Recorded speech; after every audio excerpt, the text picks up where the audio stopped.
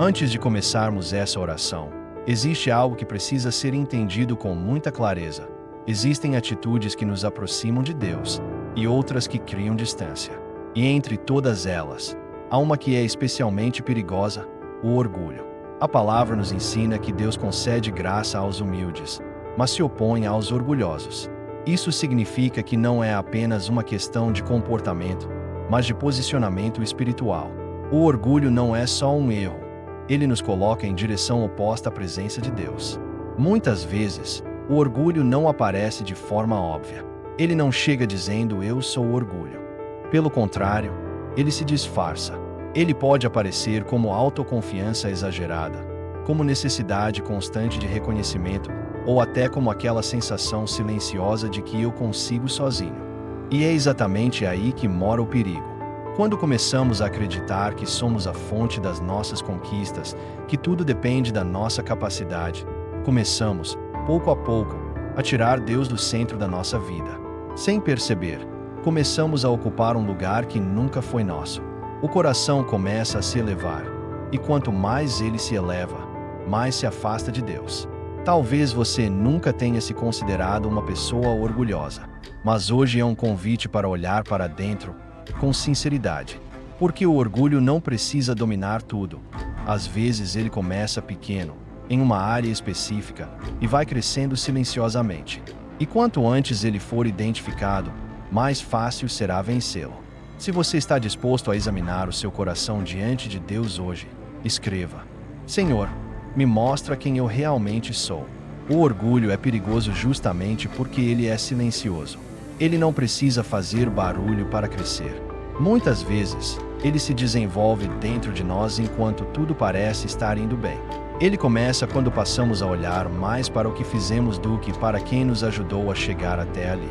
Começa quando a gratidão diminui e a autossuficiência aumenta. Quando deixamos de reconhecer Deus nas pequenas coisas e passamos a acreditar que os resultados são fruto apenas do nosso esforço.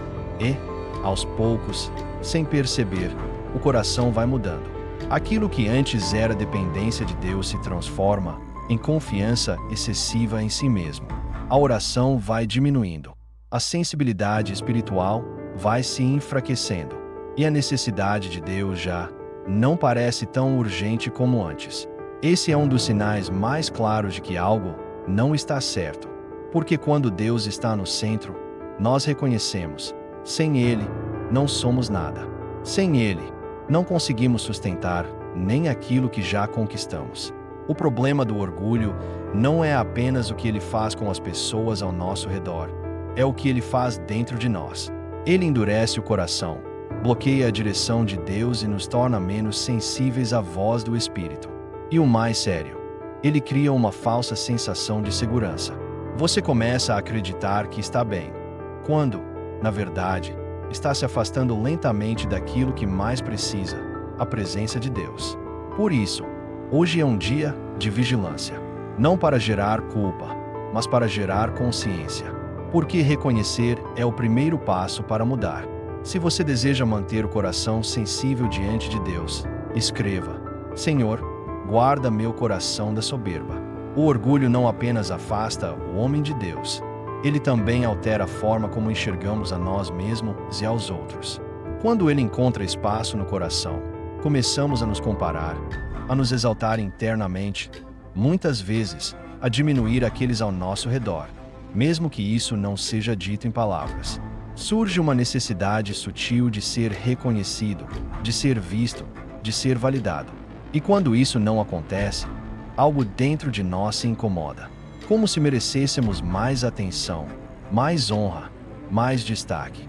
Esse é um sinal importante, porque o coração humilde não busca posição, ele busca a presença de Deus. Já o coração orgulhoso, ainda que disfarçado, deseja ser notado, deseja ser elevado. E o mais perigoso é que isso pode acontecer com qualquer pessoa. Não importa se alguém tem muito ou pouco, se está no topo ou começando agora. O orgulho não escolhe posição social, nem nível espiritual.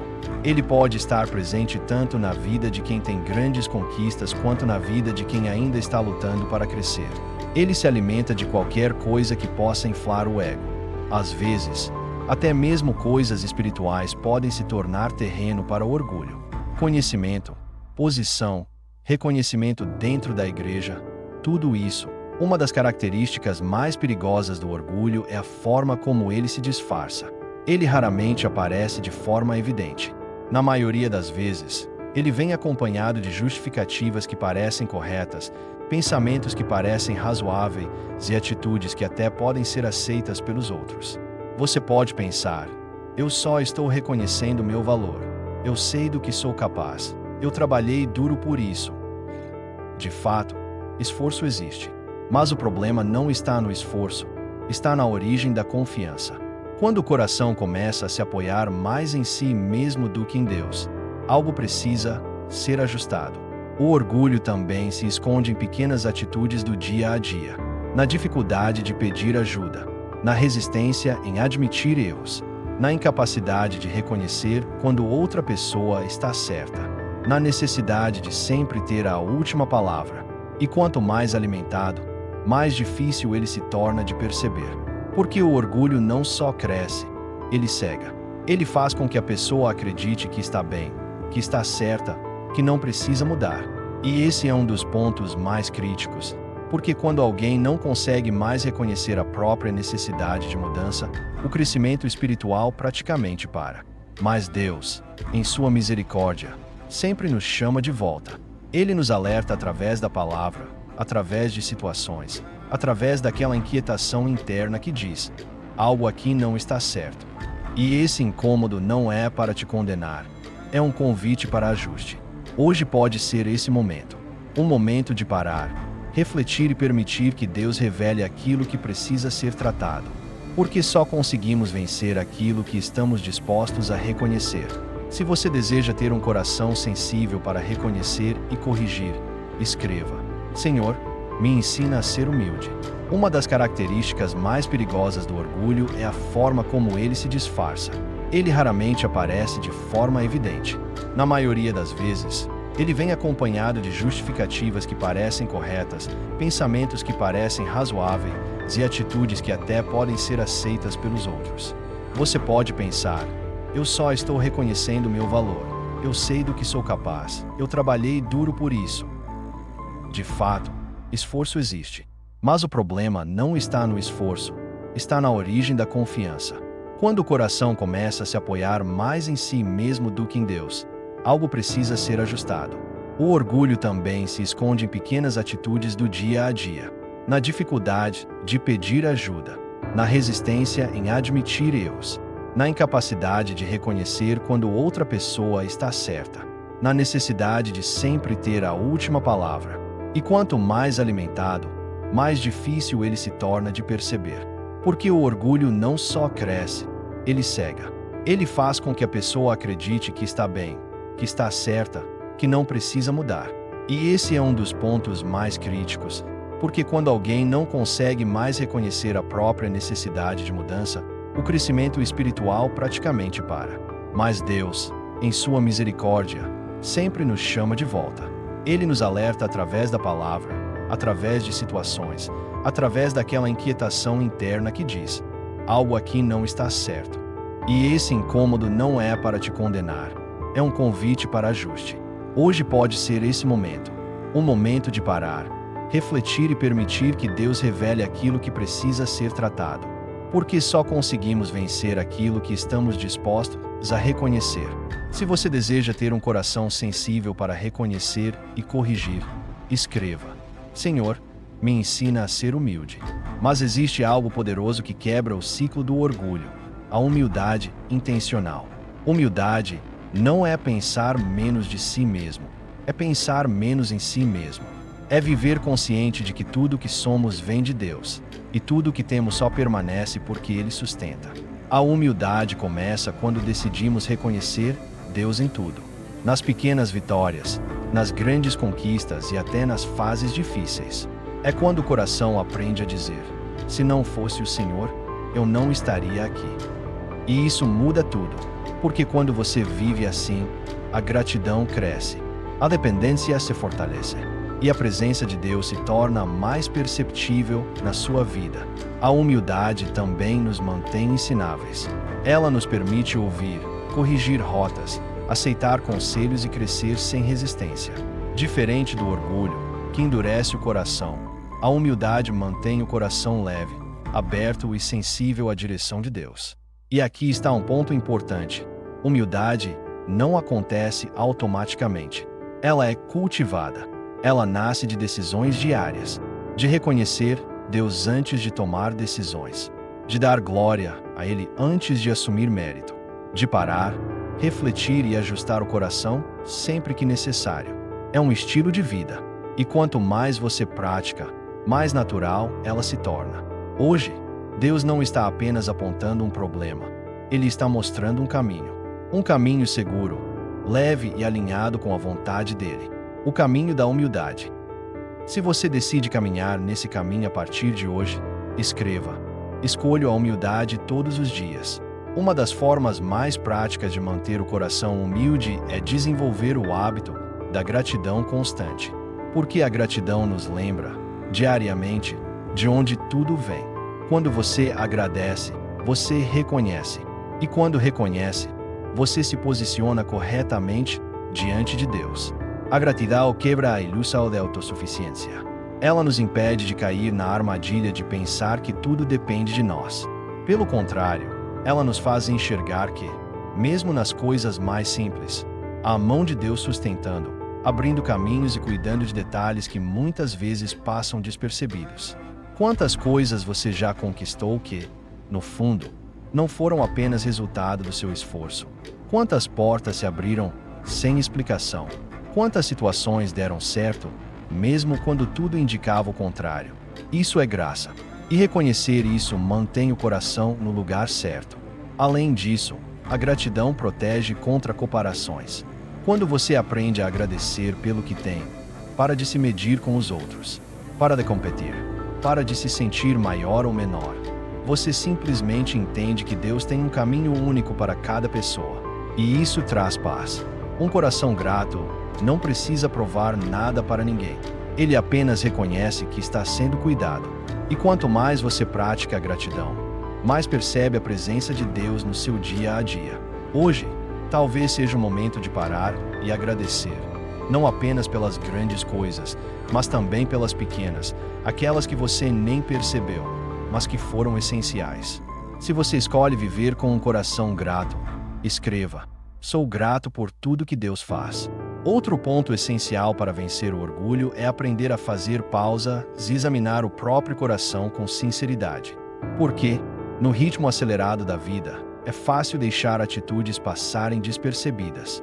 Às vezes, não percebemos quando começamos a reagir com impaciência, quando nos irritamos por não sermos reconhecidos, ou quando sentimos aquele desconforto ao ver alguém sendo valorizado no nosso lugar. Esses pequenos sinais importam. Eles revelam o que está acontecendo por dentro.